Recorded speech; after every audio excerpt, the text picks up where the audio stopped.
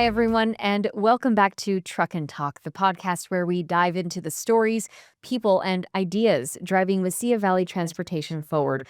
I'm your host, Stephanie Valle, and today we're talking about something that keeps freight flowing efficiently: smart logistics. From freight brokerage to foreign trade zones and bonded warehousing, there's a lot happening behind the scenes that helps businesses save time, money, and headaches. With us today is Joseph Bennett from MVT Warehousing, formerly known as Stagecoach Cartage and Distribution, to help us understand how these tools and services come together to move freight smarter. Joseph, welcome to Truck and Talk. Thank you for having me. Well, before we dive into today's topic, we want to kick off each episode with a segment that we call Fuel for Thought, where we talk about some of the bigger headlines shaping the logistics world right now. So, Joseph, we want to get your take on a couple of the industry shifts that we've been keeping a close eye on. Okay. Okay, so first, over the past year, more companies are using foreign trade zones as a way to diversify their supply chains and avoid congestion at major ports. So, are you seeing that demand firsthand? And how are clients using FTZs or bonded warehousing to build more flexibility into their operations? We have definitely seen an increase in requests for the usage of our foreign trade zone and bonded warehouse. And it's directly related to the tariffs that are being in place and the uncertainty of what's going on in our economy right now. So by using these types of facilities, there's benefits like duty deferral. You don't pay duties until you actually withdraw the shipments from the warehouses. And there's also some cost savings involved with it when you can um, consolidate shipments as you're pulling them out of the warehouse. So there's definitely a benefit, but we have seen a strong increase over the last 2, maybe 3 months, especially. Wow. So, do you think that FTZs are finally being seen as that strategic tool, or are they still flying under the radar for a lot of businesses? I think they've always been a strategic, part of large companies like, automotive or medical, who bring in large amounts of shipments at a very high value. And again, to avoid paying those duties on it, if you right now China has a 30% duty.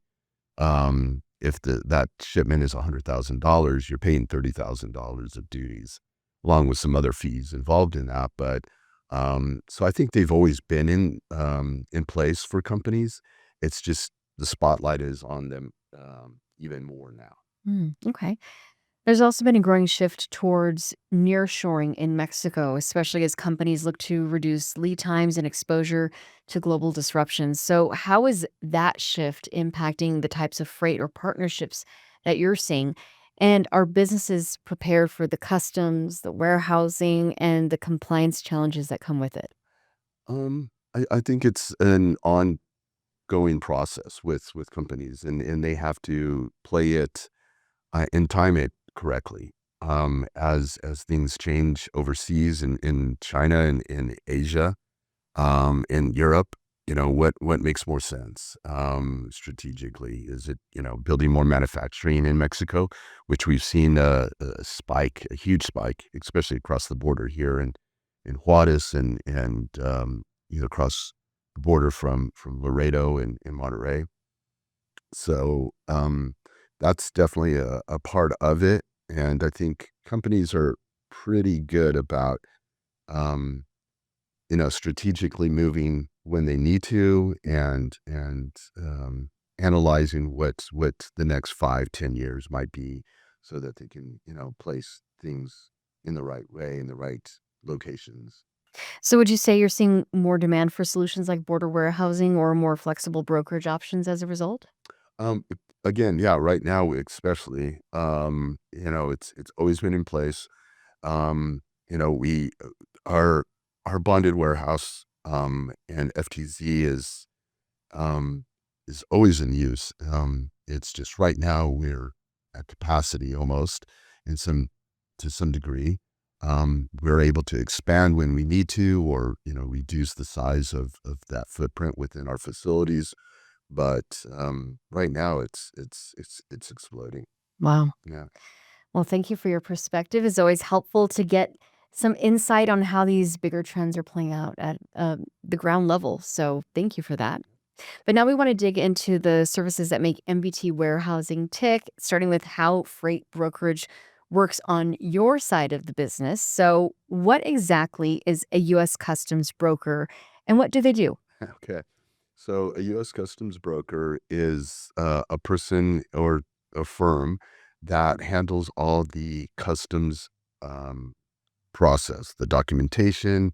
They deal directly with customs, CBP, and so they they process the U.S. so that it's a seamless entry into the U.S. and export out of the U.S. as well. So they're the think of them as the legal partner that is going to ensure that your shipments go in and out of the country safely and correctly. Okay. So, how does MVT warehousing help new clients get started with brokerage services? You know, MVT is really becoming a one-stop shop. We are a bonded carrier, meaning that we can move freight when it enters a port of entry, say Los Angeles, California. Without the customer having to pay duty, we can move that freight to our warehouse in El Paso, store it in a bonded or FTC facility. And again, altogether, they are avoiding those duties and fees until they decide to either re-export it or enter it into the U.S. Um, the fact that MVT also is an international um, transportation company, we go from deep into Mexico all the way up to Canada and vice versa. So we're really becoming all-in-one shop. Wow. Okay. So, can you give us a real world example of what could go wrong if a company doesn't use a licensed broker? Well, when you have to, I mean, Okay. it's basically required by by the government, by U.S. Customs. You have to be a licensed broker. Um, you need to make sure you pick the right one. There's many out there, but if you do not do it the correct way, there's fines, penalties, forfeitures of your merchandise, and they're pretty hefty. In some cases, they're three times the value of your shipment. They can come in and seize your cargo. Mm. So it has to be done the right way, and you rely on a customs broker to do that. So, you're not just a broker, you're an in house broker. So, what is the difference and why does it matter? Um, so my responsibilities or an in-house broker really is more for consulting. In some cases, our customers use outside brokers, but it's we just want to make sure that um, all the all the paperwork is handled properly. We're looking at everything coming into our facility. We are responsible for that freight. So making sure that an outside broker is doing everything correctly, and we're also here to make sure that we're explaining all of our options to our customers. So, how does having you on site improve the speed and reduce the risk? I already feel like I'm getting the answer from you, but I'd love to hear an example. Um, I don't know if without patting myself on the back a little bit. That's okay. Yeah, but I think it's just having that understanding, that historical knowledge of what's going on, the regulations of U.S. Customs, what we can do, what we're not allowed to do, what you might not have, thought of, what a customer is like, hey, we've always done it this way. And we can take a look at it and go, if we tweak this a little bit, if we move it in bond, if we move this going here, there are different time structures and requirements that they might not be aware of. And I think having an in-house broker allows them to have more options, because if you're using an outside broker um, and uh, they're trying to make their money, and they're trying to sell you a service, whereas we are more going, hey, you could actually do this and potentially save some more money. Hmm. That's always good. Yeah. So MVT Warehousing offers bonded warehousing. So for someone who may not be familiar with that term, what exactly does that mean? So bonded warehouse and a foreign trade zone, FTZ, Mhm. are very much alike. There are some very important differences, but basically it is a area within our facility that is controlled by U.S. Customs, meaning they have full authority to come in, audit, do a full inspection at any time they want to. Um, and there's some slight differences between the two, um, such as a foreign trade zone. You can keep your product there um, forever. I mean, it's unlimited storage time. A bonded warehouse, you have 5 years to decide what you want to do with it. Okay. There are some cost savings on a foreign trade zone versus a bonded warehouse, but they're very, very slight, and it's just really what works best for the client. And so what kind of clients would be using a bonded warehouse? So most of our freight that we see coming into our facilities is raw material. So we see a lot of automotive parts, plastic resin coming from overseas. We see large coils of steel. You know, Um, there's a variety of different steel inkets, you name it, we've seen it coming in to our facility. And you also mentioned the foreign trade zone, the FTZ. Can you talk about, in plain terms, what the benefit is of using an FTZ? So again, both facilities, a bonded warehouse and an FTZ. The biggest one is the duty deferral. The duty deferral meaning you can bring it in there, you're not paying any duties until you actually decide what to do with it. And I'll give you an example where the benefits might come into play. Um, a shipment comes in, and you have a customer in the US, but you also have a customer in Mexico, and you want to split that shipment. So rather than paying all the duties and the fees on the entire shipment, you can bring it into a FTZ. Half of that can go to your customer in the US, and the other half goes into Mexico. You're not paying any duties on that part that's going into Mexico. Only the part that's going staying in the US. So what is the catch there? I don't think it's really a catch. It's just, making you're trying to avoid those costs. And it can get pretty high, especially with think of it as, go back to that $100,000 shipment from China Mhm. when it was 145% duty. That's $145,000 you're paying on that. So you're more than doubling the cost of that shipment. You absolutely want to avoid that. Even a 30% duty is high. Um, Right. I've seen, historically, you've seen duty rates around the 5 to 10 to 25% range, but now that they're going much, much, much higher, you definitely want to utilize FTZ or a bonded warehouse. Sounds like a lot of this, doing all of this requires a lot of paperwork, a lot of compliance, a lot of risk management. So is there well, what is the biggest headache that you solve for your clients as a customs broker? I think pretty much everything is streamlined now. Everything is automated. Before it was a very manual process to do, and you had to hand in documentations with customs, and they had to sign off on it. And Mhm. how the technology was process everything online. If they want to do examine the shipment, we make arrangements for that. But it's pretty it's pretty streamlined. So have you ever had to maybe fix in or step in and fix issues that were caused by other brokers or poor documentation? It's funny you mentioned that. Yes, recently the over the last couple of weeks we had to jump in and go down and meet with U.S. Customs. Oh. Relook at our SOPs, meet with the customs broker, clarify everything, and I think we're on track now. But that's always going to happen. Yeah. Um, but yeah, it's It's definitely happened and has recently happened. And you said SOPs. What does that stand for? Standard operating procedure. Okay. All right. So how do FTZs and bonded warehouses help clients improve cash flow or reduce costs? Duty deferral. Mm-hmm. That's the big one. There's other benefits to a foreign trade zone that are not just cost effective. In a foreign trade zone, you can do things like repackaging, kitting, which means you put one part and another part into a box and combine them.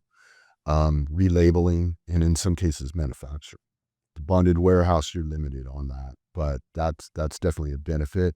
What you can also do is if you have two parts to a finished good that have high rates of duty, and by combining them, that duty goes down. You can do that in a foreign trade zone. So they can bring in those two parts, two raw materials, combine them, manufacture them, and import it at a lesser rate of duty. Can you maybe give us an example of a company that may have benefited from something like this? I think it's very broad. You can do automotive, you can do medical devices.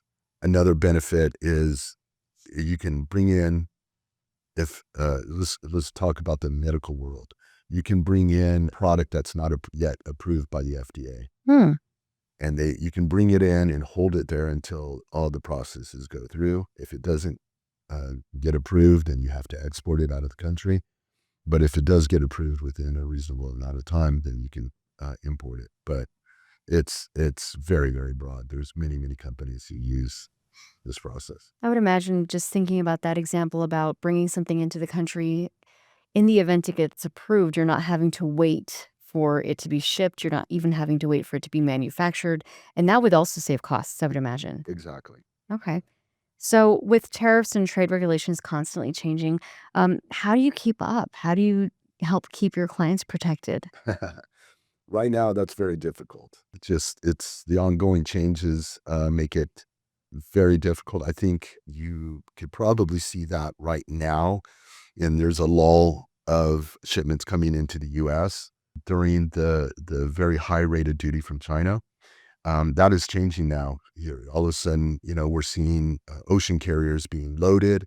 So we anticipate a spike coming in the next couple of months. But right now we are at a lull that's, where the shipments aren't coming in as they were before. Wow. So, let's talk a little bit about operations now. So, how does your customs work tie into the warehouse floor and MBT's day to day logistics? Well, there's the customs aspect. We are also a domestic warehouse, so there's a combination of both domestic freight and in bond or FTZ freight that comes in. In some cases, as an example, a Mexican carrier might come in. He wants a part of the shipment that's stored in our bonded warehouse, but he also wants another shipment that's stored in our domestic location. They combine them and they both cross into Mexico for export. So it is a fluid motion with all of our facilities and what we're required. So, is your team directly involved with inventory decisions or just the compliance side? Just the compliance side. Inventory decisions are primarily the customer. Okay. So, what are some common mistakes that new importers make, and how do you help them avoid those mistakes?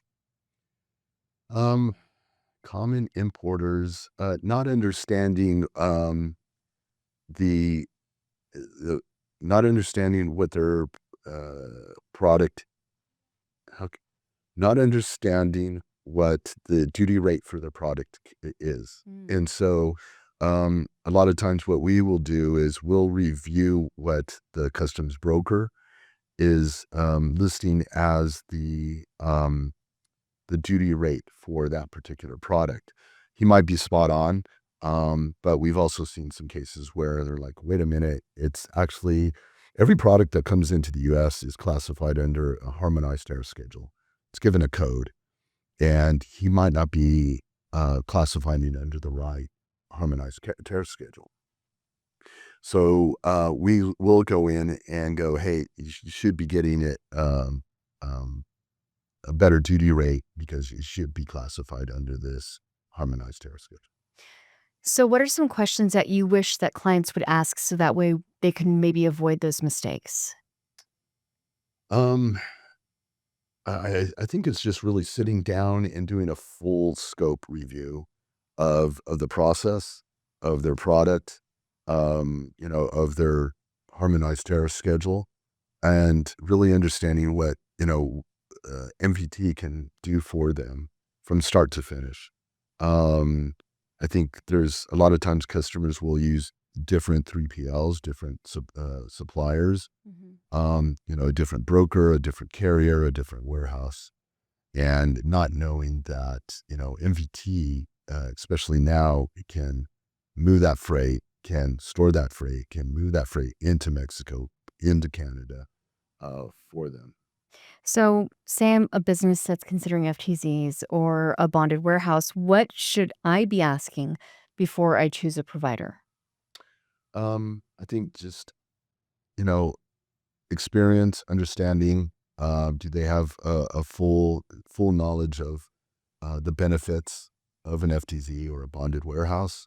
And most companies that are coming in or are needing a FTZ or a bonded warehouse, they understand the process. I mean, they've already done their homework.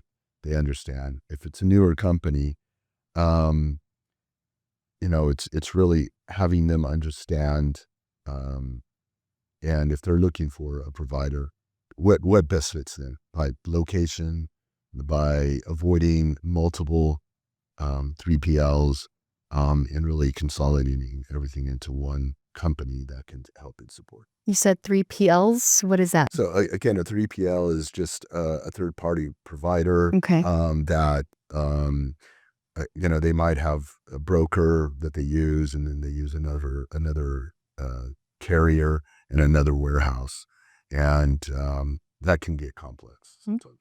okay. What is one thing that most people misunderstand about U.S. customs brokers or bonded freight?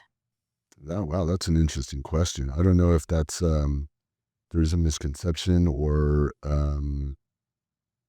again, most of the customers and clients that we deal with have an understanding and knowledge. Um, I think that there are some that don't understand the full process Mhm. of importing or exporting, and when that happens, they just blindly follow whatever is being they're being told or they think is right. So I think it's really just communication, understanding, and having a solid partner. I think I already know your answer to this, but I'm going to ask anyway. What is your best advice for companies trying to move freight across the border smarter and cheaper? Um, yeah, again, it's really just partnering up with somebody that you feel comfortable with, that has everything in place, that knows what they're doing, and that's going to really work with you on that. So somebody who just makes you feel comfortable, and has again all the pieces together that can help and support with that. So, what are your top recommendations for companies looking to optimize logistics strategy? Ooh, top recommendations. There's so many. um, it goes from planning. It's understanding volumes. It's understanding the full process. Um, it's it, I think there's just too many to even begin. I wouldn't even be able to say these are the top three. Really? That was going to be my next question. Well, give me the top three. No, I wouldn't be able to do that because there's just so many things that you have to think through Hmm. and process when you're importing or exporting out of the country, including understanding what makes sense to you logistically. It might be that your freight is moving directly from Long Beach, California, direct into Mexico. It might be a situation where you're bringing it in. and you do need to store it in El Paso or other locations until you're, they're ready to import or export it. So it's really dependent on customer and the customer need. Okay. Joseph, thank you so much for your time today. Thank you. And that is a wrap from Truck and Talk, your pit stop for fresh takes, smart strategies, and the people keeping freight in motion. To learn more about bonded warehousing, freight brokerage, or the services offered by MVT Warehousing, just visit www.mbtwarehousing.com. And be sure to follow or subscribe so you never miss an episode. I'm Stephanie Valle. Stay safe, stay sharp, and keep on trucking. See you next time on Truck and Talk.